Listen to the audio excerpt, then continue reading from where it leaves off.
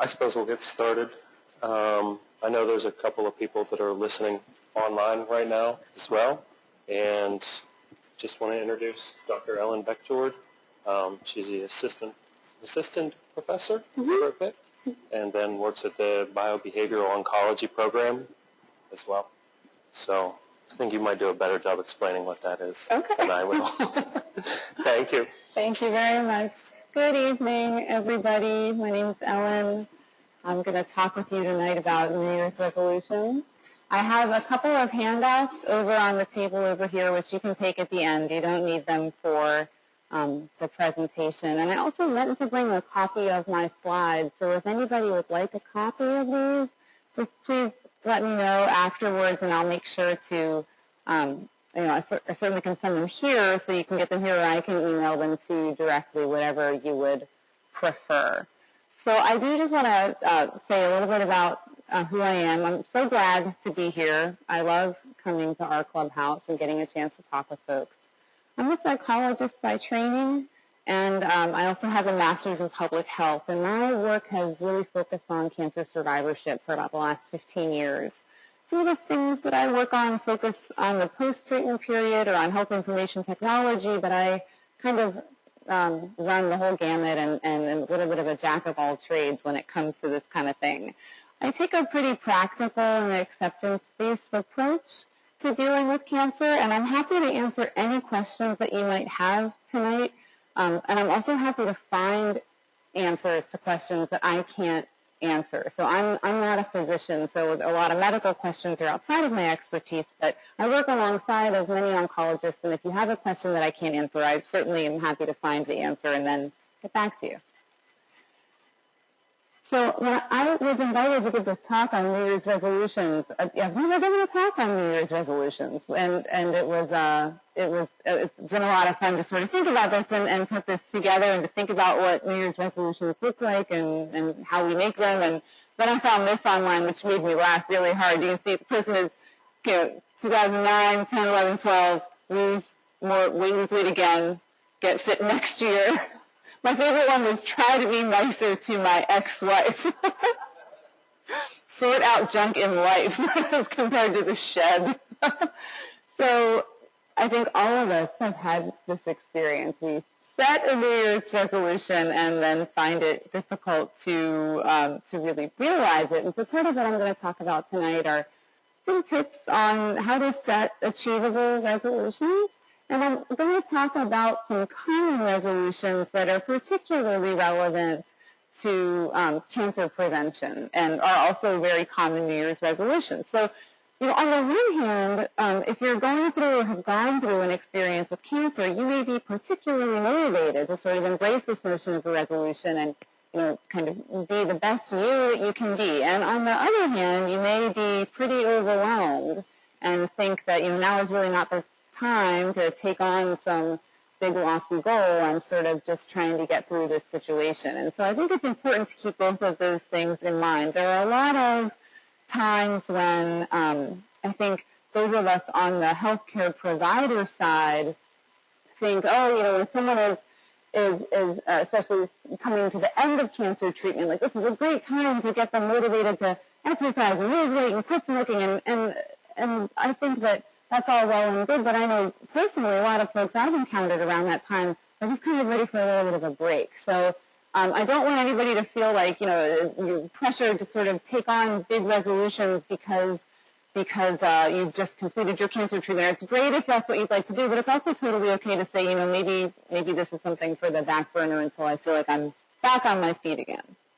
So I want to share some of my best resolutions, many of which are kind of the kinds of resolutions I'm mostly going to talk about today, but just to give you a sense as to what I've felt like my most successful resolutions were. One year I made a resolution to do a better job of remembering family and friend birthdays. That was a pretty good resolution. 2 years reusable grocery bags. That was 2 years ago. I've stuck with that one.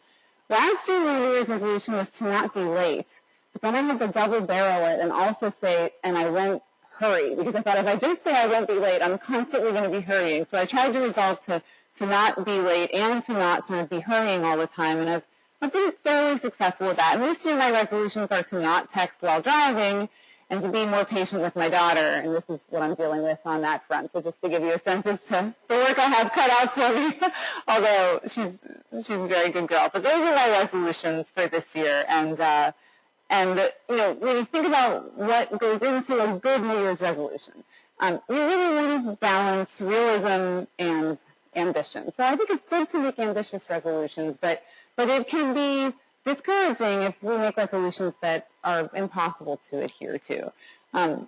It's good to make resolutions that reflect a change that you intend to maintain. So, something that you want to do better, do more of, and that you're going to want to keep doing so that it kind of has a long-term payoff. It's good to make resolutions that are about something you have to do frequently because it gives you the chance to practice and get better at making that change. And it's also good to make resolutions to do something that will ultimately be really rewarding in any number of ways. A lot of New Year's resolutions, like the ones that we looked at on that list, have to do with health. And these resolutions often look something like, I'm going to lose X number of pounds, or I'm going to quit smoking, or I'm going to quit drinking, or I'm going to start exercising. And you'll see when we look at some of these very, I think, valuable resolutions, I'm going to encourage you to maybe think more specifically than kind of phrasing them in this pretty general way. So there are, how many are on this list? 8. 8 sort of health-related resolutions that I wanted to touch on tonight, because these are all things that we know can help if you've been diagnosed with cancer.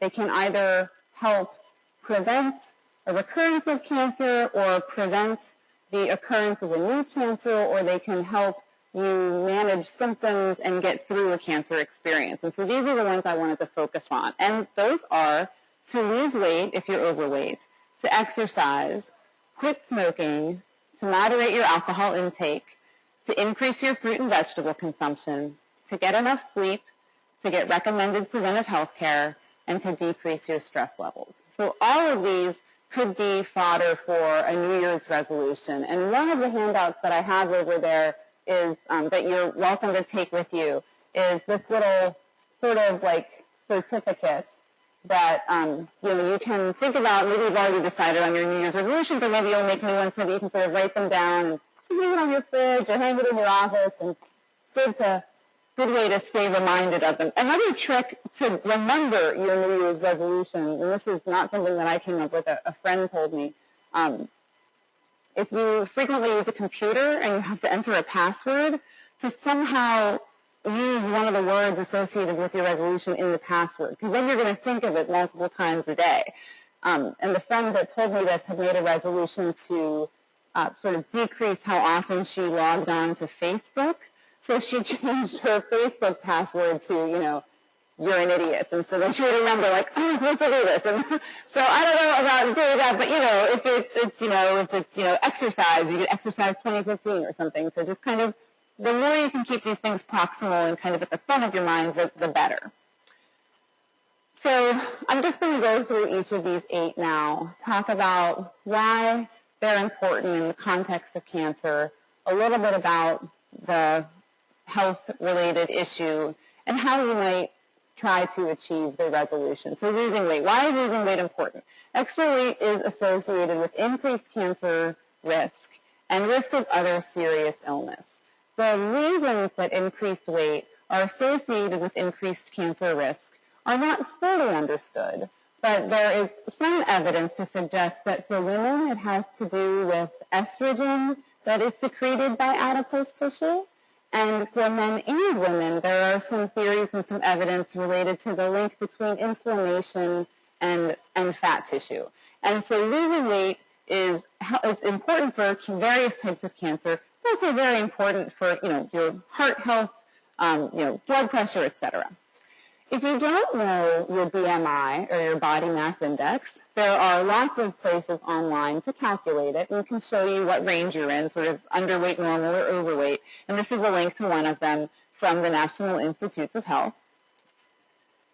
And the real key to losing weight is energy balance. So you may have heard this phrase, energy balance, which basically is that to lose weight, you either have to decrease the calories you bring in or you have to increase the calories you burn.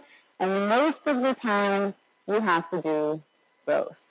And a lot of times, if you've ever gone through a weight loss attempt or lost weight, it's not uncommon to sort of lose maybe 4 pounds, 5 pounds, 6 pounds, and then sort of hit this plateau, which is really discouraging. And it's a time when a lot of people find it very easy to kind of give up because they've been working really hard and they've been losing weight and they haven't changed anything. All of a sudden, more weight is coming off. And that's really a time when exercise can kind of invigorate your weight loss attempts and help you lose more weight. A pretty aggressive weight loss schedule is a rate of losing about 2 pounds a week. Losing about 2 pounds a week if you want to lose weight is a rate that we know is likely to be associated with keeping the weight off. All of us know people who have dropped, 5, 6 pounds in a week, or, you've lost 20 pounds in a month. We can do that, but it's usually not associated with keeping the weight off. So if you're trying to lose, say, 30 pounds, I tell people, you're looking at about 6 months of actively working on this to lose that much weight. And if you're in treatment for cancer, you're going to want to take that into account too, because some treatments may make it more difficult to lose weight, or some treatments, maybe it's not a good time to think about actively trying to lose weight if keeping your nutrition and your appetite up is important. So you have to take that into account. But if you're trying to lose weight, about 2 pounds a week is a good plan. So how do you do this? I think it's probably good to start in these 10-pound increments. So instead of saying, my New Year's resolution is to lose, 40 pounds, which can feel really overwhelming. Maybe your resolution could be, I'm going to lose 10 pounds by March, or something that's a little bit more iterative to not sort of feel really overwhelmed. Social support can be really helpful in a weight loss attempt, and that can be through programs like Weight Watchers, or maybe with friends and family, kind of buddying up with a friend or a family member who is also interested in losing weight. And there are lots of new ways that you can use technology to help you lose weight. There are lots of mobile apps if you use a smartphone or a tablet, iPad, or the like. One app that I've used that I like a lot is called Lose It. It lets you enter the food that you eat, and it tells you how many calories are in it.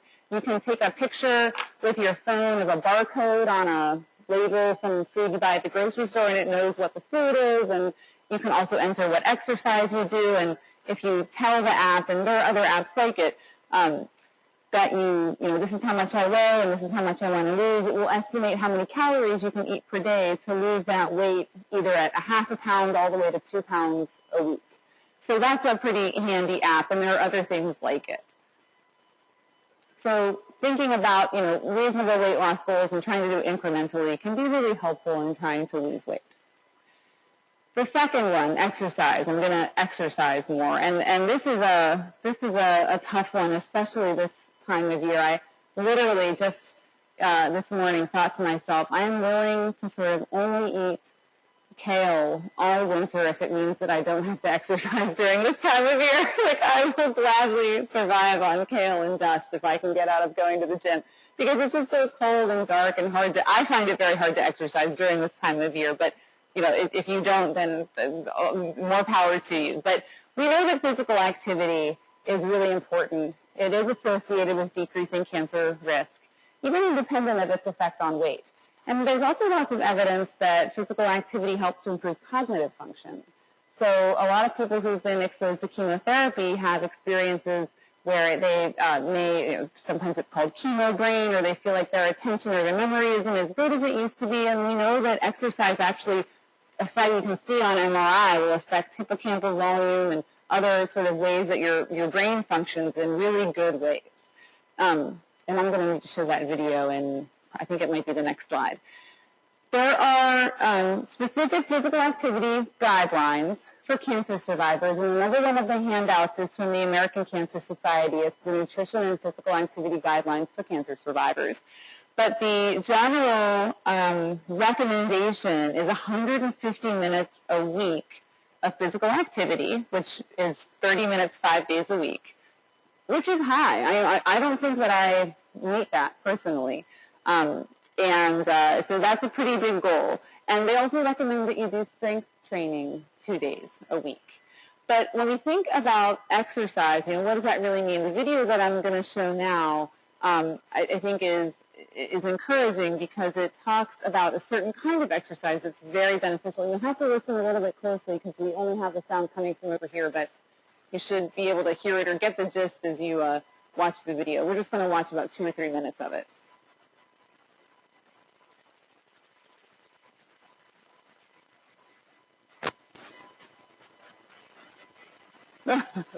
We only tested it about 10 times.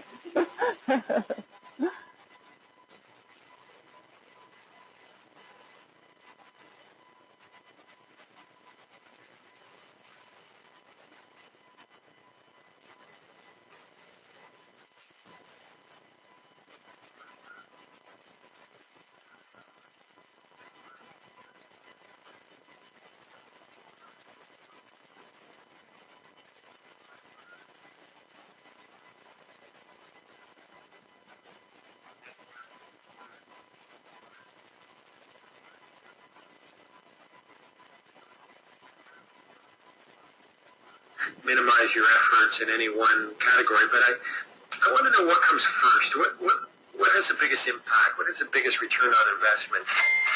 What makes the biggest difference to your health? So I did my research, and I found an answer, at least for me, and it's tricky because, all these things are sort of overlapping.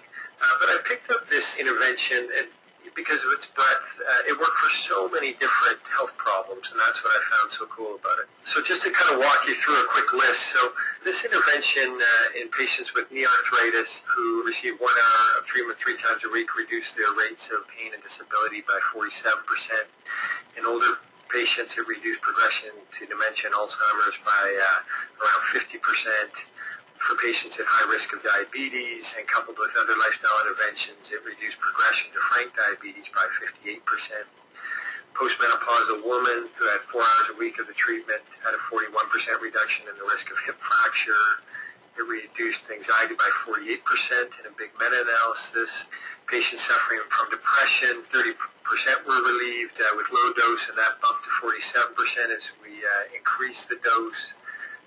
Following over 10,000 Harvard alumni for over 12 years, those that had the intervention had a 23% lower risk of death than those who didn't get the treatment. It's the number 1 treatment of fatigue, and of course, the kind of outcome of choice there, my favorite outcome is quality of life, which is really all of the above and really about making your life better. And this treatment has been shown over and over again to improve quality of life. So the question is, what's the medicine, and what is 23 and a half hours? So the medicine was exercise, mostly walking, so not triathlons. And let me just put it a different way. I think what I'm asking you to do is, if you think about your typical day, so there's 24 hours, and so you might spend most of your day, this varies obviously, but couch surfing, sitting at work, obviously sleeping. And what the evidence that I'm going to show you kind of tells me is the best thing you can do for your health is to spend half an hour being active, maybe an hour, and that if you can do that, you can realize all the benefits I've described in the previous slides. So let's just take a quick walk through some of the literature. So Stephen Blair. So one of the reasons I really like this video, it's I know it's hard to hear, but he said the exercise that was most common was walking. He said not triathlons, just walking. And there's even since there's been a lot of research recently on the danger of being too sedentary, and some people are now saying sitting is the new smoking. Just being too sedentary, and this is always frightening for me because I sit in front of a computer for many, many hours a day. That even sort of having physical activity, if you're just to not be too sedentary, sort of get up and walk. And this time of year, walking indoors, walking the mall, if you belong to a gym where there's an indoor track. So, really just getting up and moving is so beneficial for so many different types of health issues. So how to do it, how to start exercising, shooting for 150 minutes a week if you're currently not that physically active, maybe again, sort of coming up with an incremental goal, starting in 15 or 30-minute increments, 1 or 2 days a week, and then sort of once you have some mastery of that, adding another day. Using social support, again, helpful. If you can belong to a gym or a YMCA, that can be helpful. If you have friends or family who want to get involved with you, if you can join a program like Silver Sneakers, if you can get a personal trainer for some accountability, that can be helpful as well. And again, there are some new gadgets and ways to use technology that can be helpful. So there are apps like the Lose It app where you can kind of keep track of how much exercise you're doing. Even just old-fashioned pedometers to keep account on how many steps you take. You know, you can get pedometers now oftentimes for free or for under $5, and it's just helpful to sort of keep track of how many steps you take per day. A reasonable goal is a 10,000-step day. There are also wristbands. There's a device called a Fitbit. There's one called Up. Apple is making their Apple Watch that will track how many steps you take per day, how physically active you are. So there are lots of ways now to kind of keep track of that. But starting small and working your way up for physical activity and thinking about really accessible ways of being physically active like walking are good places to start. Smoking and alcohol intake, so I'm not going to spend too much time on these. We know that smoking is associated with increased risk of lots of cancers, and alcohol intake is as well. And we know that quitting smoking in particular is associated with a decreased risk of recurrence of cancer and increased survival. Alcohol intake, we get a lot of questions about this because probably have also heard that, you know, red wine is good for your cardiovascular health, and people are wondering what is the right guideline here on alcohol. And the guideline that the American Cancer Society gives is that men should limit their alcohol intake to 2 drinks a day, and it's 1 drink a day for women. But if you are a smoker or if you are concerned about how much you're drinking, some ways to quit or reduce would be to set a firm quit date. When you're trying to change smoking or drinking, you know, avoiding things that trigger the behavior, altering sort of trigger situations, finding alternatives to smoking and drinking alcohol, using social support, using pharmacotherapy, so nicotine replacement therapy, or there are a couple of other prescription drugs that can be helpful with quitting smoking in particular. And this is a place where sometimes actual behavioral counseling can be useful, because quitting smoking and drinking, these are things that a lot of people really struggle to do, and sometimes it can be helpful to have some professional help. Okay, moving on to increasing fruit and vegetable intake. And, you know, nutrition, I couldn't, but there are people who could give, you know, a whole lecture on just nutrition, a series of lectures. So I'm, you know, and what to eat, what not to eat, and how to stay healthy, particularly during treatment. What I chose to focus on here was just increasing your fruit and vegetable intake, because that's always a good idea. And we know that it's associated with helping you lose weight, and it decreases the risk of certain types of cancers. What fruits and vegetables are best? Dark leafy greens are particularly good. Eating vegetables and fruits that are high in fiber, steaming or roasting your vegetables as opposed to boiling them, which can decrease the nutritional value of the vegetable. And using fresh and seasonal fruits and vegetables is usually best. The other one that I didn't put on here is juicing fruits and vegetables. Anybody here use a juicer? I haven't either, but, you know, people it seems to be very popular, and it's a good way to get a pretty high serving of fruit and vegetables per day, and can be a good way to start your day. So I should have added juicing to this list. And, you know, you don't lose any of the nutritional value of the fruit or the vegetable because it's usually raw when you put it in the juicer. So if you want to increase fruit and vegetable intake, again, sort of maybe introducing 1 new fruit or vegetable per week, you can consult with a nutritionist. I work at UPMC, and so I know that at UPMC we have a clinic called the Live Well Survivorship Clinic, which is for people who've completed cancer treatment, and there's a nutritionist who works as part of that clinic. Have people heard of the UPMC Center for Integrative Medicine? They have a nutritionist there who can help give you some guidance.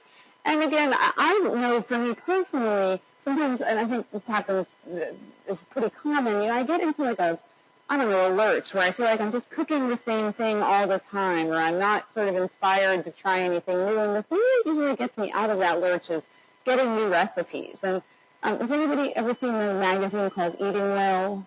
I think it's monthly or bi-monthly, and getting very healthy recipes, very easy recipes. I don't like recipes that have, multiple steps. And once I saw a recipe from Martha Stewart, and I swear one of the steps was like fly to Madagascar and harvest your own vanilla beans. And so I don't go for very often go for very fancy recipes. So I like Eating Well because the recipes are really straightforward. And there's lots of mobile apps too that have recipes like Epicurious or other ones. So these can be good sources of inspiration. If you want to try to increase your kale intake or your Brussels sprout intake, just entering that ingredient, you can get a bunch of good recipes will come up for you, and you can try new things. So lots of folks who shop at Giant Eagle. So one thing that I noticed they're doing at Giant Eagle now, and I think it's kind of a new product, is, and it's for the Giant Eagle that I shop at, it's in the produce section. They have these fresh vegetable kits. They have like a chicken soup kit or a pot roast kit or a couple of other ones where like for the chicken soup one, it's all the chopped up celery and carrots and parsley and stuff, and it's all just kind of right there. And that's so convenient if you're trying to cook pretty quickly. So I sometimes buy their rotisserie chickens, and after we're done eating that, I'll make broth from that, and then I have the chicken soup starter kit, and then I'll make soup and have that after the chicken's done. That's been like surprisingly easy to do. I never would have thought making chicken soup from scratch could be so easy, but things like that too can make it a lot more convenient. So do you have a question?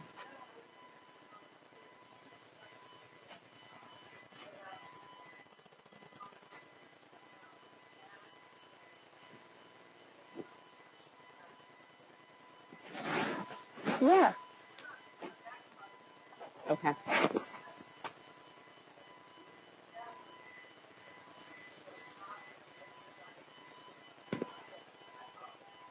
I've heard that, yes. Yeah. Yeah. I think so too. I've heard of that program as well. So, so you found it online? Okay. Great. That seems like a great idea. Has anybody read Food Rules by, I think it's Michael Pollan? It's a neat book. It's sort of just several just kind of rules about, the three main food rules that he gives are, what is it? Eat real food, mostly vegetables, not too much.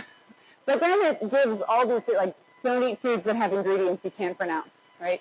He talks about trying to avoid the periphery of, or is it avoid this? It's like some section of, most grocery stores are set up in a way where like a lot of the highly processed foods are in this one section, and trying to stick to the sections where the fresher sort of not processed foods are located. But it would be really interesting to go through Giant Eagle with a dietitian and just hear a little bit about the right way to make good food choices.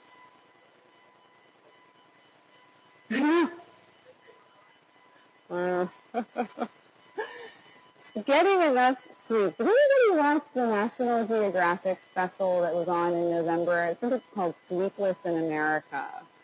There were actually a lot of local people on that program because the Western Psychiatric Institute and Clinic at the University of Pittsburgh has a sleep center, and some of the, biggest world-renowned sleep researchers are here in Pittsburgh, and so a bunch of them were interviewed and on this program. But it was terrifying because it sort of talked about, there's sort of this problem with chronic sleep deprivation among Americans, and some of that is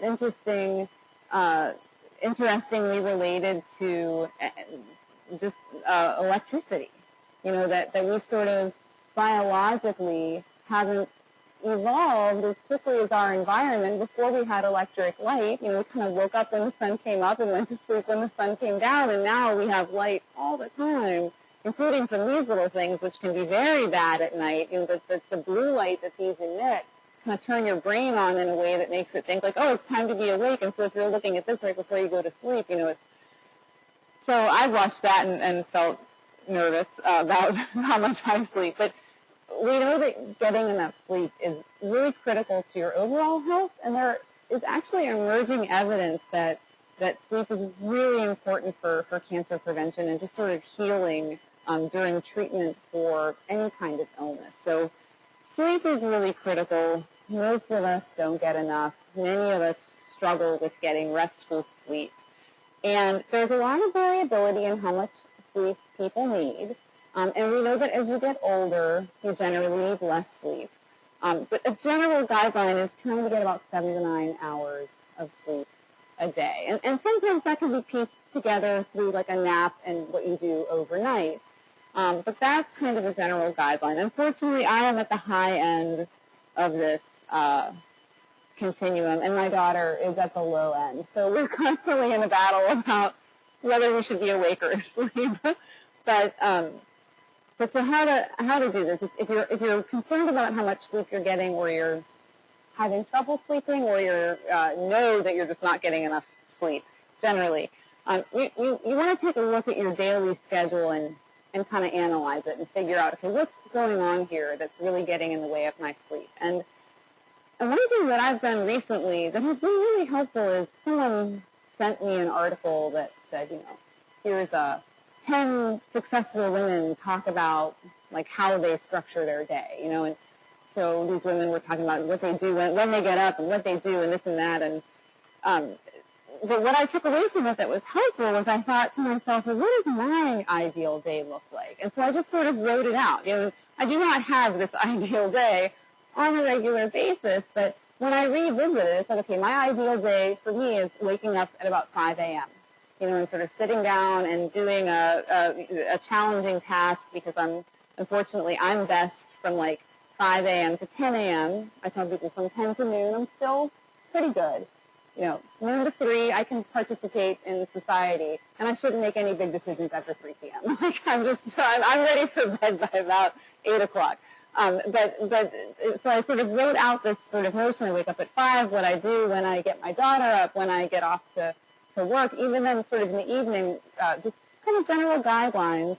And it was really helpful because when I sort of revisit it, it kind of cues me to remember what it is I sort of want to be doing and when. And so that was just a really fun little exercise. Just kind of describe your ideal day and then remind yourself of what that's going to look like. I have a sleep tips sheet. It's one of the handouts, a lot of tips for what we call sleep hygiene, so sort of good sleep hygiene, ways to create an environment in your home that's conducive to restful sleep. If you're having trouble sleeping, keeping a sleep diary, when you woke up, when you go to bed, number of times you woke up in the night. Sometimes sleep can be interrupted because of physiological issues, like you need to go to the bathroom, or hot flashes, and if that's the case, there are sometimes medications that can be helpful, or other ways of controlling temperature in the room, or limiting, your water intake after sort of 6 p.m. that can be helpful. These wearable devices that I talked about that can help you track physical activity can also monitor your sleep. So when I wear my Fitbit at night, I put it into sleep mode. You tap it, so it knows when I go to sleep, and then it keeps track of how much I'm moving around, and it'll show me a little graph of, here's when you were restless, or here's when you got up, and here's the time that you woke up, so here's how many hours you sleep. So that's a really nice thing to do. And then again, this is if you're having problems with, insomnia or trouble sleeping that you can't seem to remedy on your own, counseling can help with that as well. And we actually have at the Hillman Cancer Center right now a person who specializes in sleep and cancer, and she's training some fellows who do a brief, I think you meet with them 2 or 3 times, and it's free sleep intervention. So you sort of come in and sort of describe the sleep problem that you're having, and they come up with a plan, and you maybe meet them 1 or 2 more times, and there's no charge because they're still trainees, but my colleague Amy oversees them, and that can be helpful to sort of get back on track with respect to sleep. So that's something to consider as well. The 7th one is getting recommended preventive health care. And This is important because we know that screening, can help catch any health issue earlier. And when it's caught earlier, there's usually a better chance for successful intervention. Guidelines for individuals with a history of cancer may be different than the guidelines for the general population. So, for example, in the general population, the recommendation for colon cancer screening is to have a colonoscopy at age 50, and if you have no evidence of precancerous or cancerous growths, you come back a decade later. If you're a colon cancer survivor, you have a different screening guideline. So you should talk to your oncologist and or your primary care provider about what screening schedule is right for you. But the U.S. Preventive Services Task Force recommends screening among adults.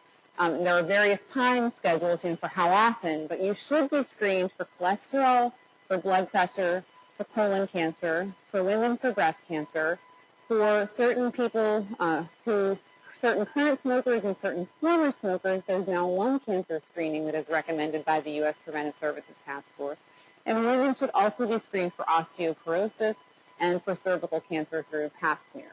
So there are lots of different things that you can and should be screened for on an annual or sometimes longer interval basis.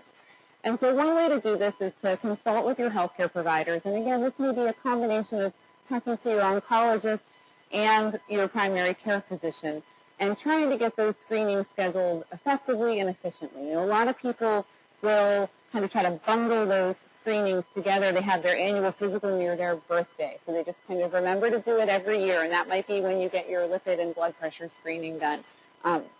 Knowing what your own personal preventive health care regimen should look like is the first thing. What are the things that I should be screened for? And then getting them scheduled in a way that you can remember and act on pretty easily. The last one that I wanted to talk about is lowering stress. And I have to say, this is really the hardest one. If I had a sort of guaranteed effective way to tell you how you could lower your stress, I would have been able to quit my job a long time ago. We know that stress negatively affects quality of life. A lot of people get concerned that stress can cause cancer or that stress can worsen cancer, and we don't have evidence that is true. And so I always point that out because I think that it can, in and of itself, be stressful to think that stress is somehow very bad for your health or could worsen your cancer or cause cancer. We know that stress is not good emotionally, and there are physiological effects of stress. But it's important to not get stressed out about being stressed. And so I just wanted to make sure that I made that point. A little stress can be motivating and useful. All of these resolutions, in a way, part of how you can achieve them is by having a little bit of stress around wanting to do it. If you sort of say, well, I'm going to start exercising, but you never really feel under any stress to do it, you're probably not going to do it. So a little stress is motivating and useful, but a lot of stress can be exhausting and really counterproductive. So we often say that the amount of stress kind of follows this upside down U-shaped curve. No stress or too much stress, you're probably just not going to do anything, but it's kind of right in that middle where a little stress is good, but too much is usually not helpful. There are a few ways that I'm going to talk about with respect to how you can try to decrease your stress levels. And one of them is meditation. So there's lots of evidence that 5 minutes a day of meditation, and by meditation here I just mean sort of sitting quietly, trying to have sort of a peaceful mind where you're not really thinking about any one thing and you're just sort of being in the moment. Just 5 minutes a day can significantly reduce your stress levels. And you can start by trying this one day a week and work your way up, but 5 minutes a day. A couple of books that, if you're interested in meditation and want to learn more, that I can recommend is a really nice book called Wherever You Go, There You Are by an author named Jon Kabat-Zinn. And there's also a book called The Miracle of Mindfulness by Thich Nhat Hanh. Both of these are, I like them because they describe a meditation practice in a very accessible, it's nothing really fancy. It's nothing that there's some sort of secret handshake to learn how to do it. It's just really kind of about sitting and being still for a little bit. And so those are good books to kind of get you started with meditation if you want to give it a try. Another way to reduce stress levels is using something called scheduled worry time. So a lot of times the way that we experience stress is as worry, right? We're worried about something happening or something that might happen, and worry can kind of take over our day, can take over our lives. And we know that if you actually schedule time to worry and you write or type about the things you're worried about, it helps in two ways. One is it really does help you emotionally process whatever it is you're worried about. The other thing that it allows you to do is if my scheduled worry time is after dinner from 7 to 7:30, and it's 3:30 in the afternoon, and I start worrying about whether or not I'm going to get this report done on time, I can think to myself, you know what, I'll worry about that at 7:30. And it sort of gives you permission for the rest of the day. You can even, jot it down, so I'll worry about that later. And so it gives you some freedom from your worries until your scheduled worry time, then you can sort of think about and write about those things, usually for about 30 minutes. And people find that really helps them worry less. But 30 minutes is a pretty big time commitment. I mean, of everything we talked about, whether it's meditating for 5 minutes or exercising for 15, 30 minutes is a pretty big time commitment, but it's not, it's not huge, and it can be really helpful. Another way to do this, again, is through counseling. Certainly, a diagnosis of cancer is a stressful life event. And I know that a lot of the people that I've worked with over the last 15 years talk about sometimes not really feeling the full weight of that stress until the experience is over. So I think that for a lot of people, there's the time of diagnosis, which is hugely stressful, but then people really go into sort of let's get this done mode. And then it's not until treatment is over or things have really settled down and you're in some sort of maintenance mode that you sort of really emotionally experience the stress of what has happened to you over the last 6 months, 12 months. And that's difficult because that usually coincides with a time when a lot of the people in your life, usually from a very well-meaning place, sort of are saying, oh, this is over, like, oh, you're back to normal, you're back to yourself, and isn't it great, and now we can expect you to do all the things you used to do, and the person who has gone through the experience is sometimes thinking, I don't feel like this is over, and I certainly don't feel necessarily ready to go back to everything I was doing before. And so even people in your life who had been super supportive when you were in the midst of treatment now sort of have this expectation that you don't necessarily feel prepared to meet, and that can increase the stress too. So as a psychologist, the vast majority of the people who I've seen for therapy have been cancer survivors. And I literally could count on one hand the number of them who I would say are actually mentally ill. Most people with cancer are not mentally ill. And there can be a lot of stigma. And the people that I can count on one hand who had mental illness before cancer. Cancer does not cause mental illness. It doesn't make a person crazy. And there's a lot of stigma associated with seeing a therapist. And so I point that out to say, I think anybody, particularly people going through a stressful life event, can benefit from reserving an hour a week to sort of talk about what's going on with someone who can be objective and give you some guidance. And so a lot of the time, I see people just for kind of a handful of sessions, maybe 2 to 8 sessions, just to kind of problem solve with them and help them process what's going on when they're on their way. So you don't have to think about seeing a therapist as some, lifelong commitment that you're going to make now to be in therapy. For a lot of people, it's very short term. We have services available at the Home and Cancer Center through our psycho-oncology clinical service, and we have services available at McGee and at Passivant. Our services are available much like they are here to the patient and to their family members. And so if anybody's interested in learning more about those, I'm happy to talk about that. But that if stress is kind of really getting in the way of everyday life, it could be time to talk to somebody. I always end the presentations that I give here by just reminding everybody that there's no right way to do any of this. You know, if there was a right way to do cancer, everybody would do it the same way. We would have figured it out a long time ago, and we would give you the manual, and then you could do it that way. So there's no right way to do this. And while it is beneficial in several ways to go through an experience with cancer with a positive attitude, you are not obligated to sort of think or feel or go through this in any way except for the way that you experience it. And so I encourage folks to just be who you are and balance accepting how things might be right now with a desire to see things change and to see things get better, and try to sort of strike that balance and be patient with a difficult experience to the degree that you can.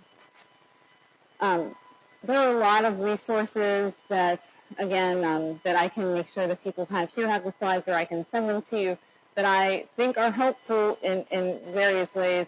The American Cancer Society's website is probably, I think, the best website for the public. The National Cancer Institute has a lot of information as well, though I find that less sort of well organized as compared to the American Cancer Society.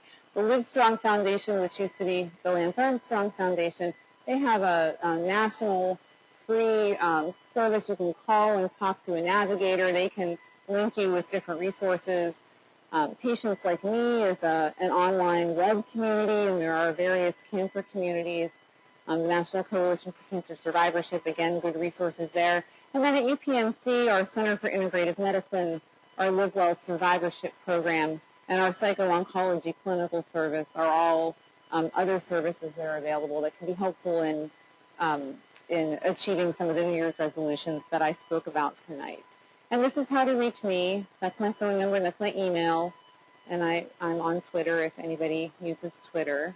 But I have, the last handout is the little certificate for you to jot down your New Year's resolutions, and that's the end of my specific presentation. So I'm happy to chat or answer questions or have a dialogue with you guys if anybody wants to talk about things a little bit more. Yes.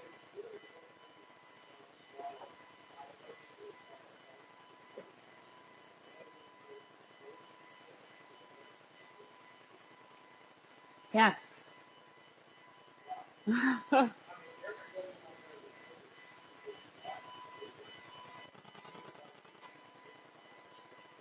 Oh, yeah? Have you ever known anyone as they're older, they sort of maybe they wake up earlier, or it may be that, and certainly we know that fatigue is an issue, can be an issue as people get older, but I guess I'm thinking about things like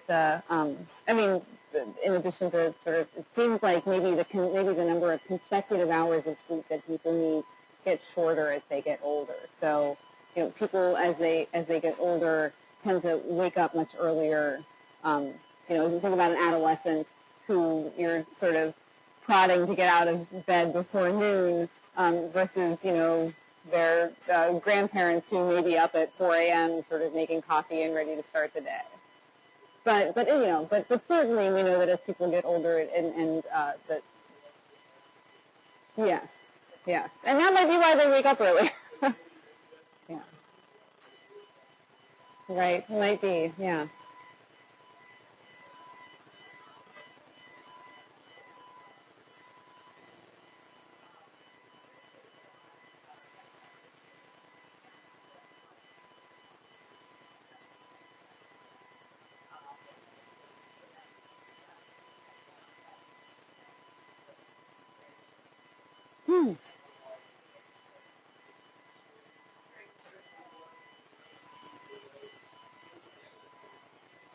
Really, yeah. Okay, yeah.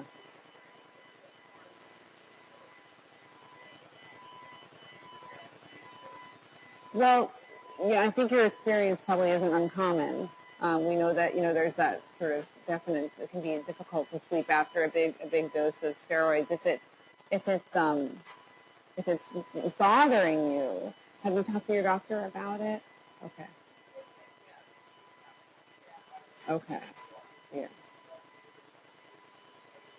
Okay.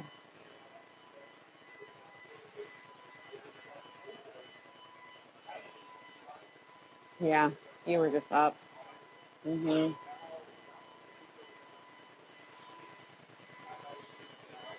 Yeah. Yep. Yep. But yeah, I'm not sure.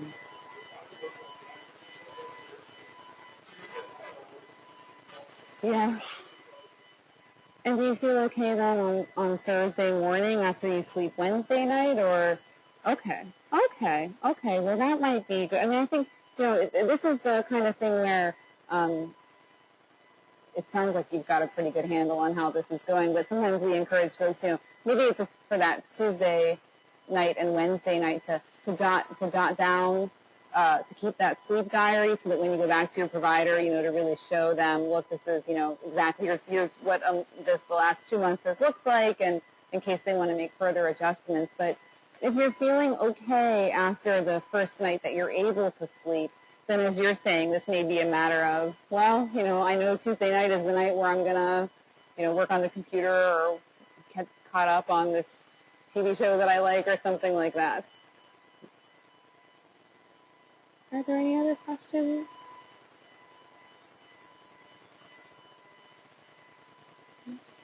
Well, I'm happy to stick around for a little bit if anybody wants to follow up on anything specifically or ask more questions. But thank you so much for coming on this cold night, and it was really a pleasure to spend some time with you this evening. Thank you. Awesome, my pleasure.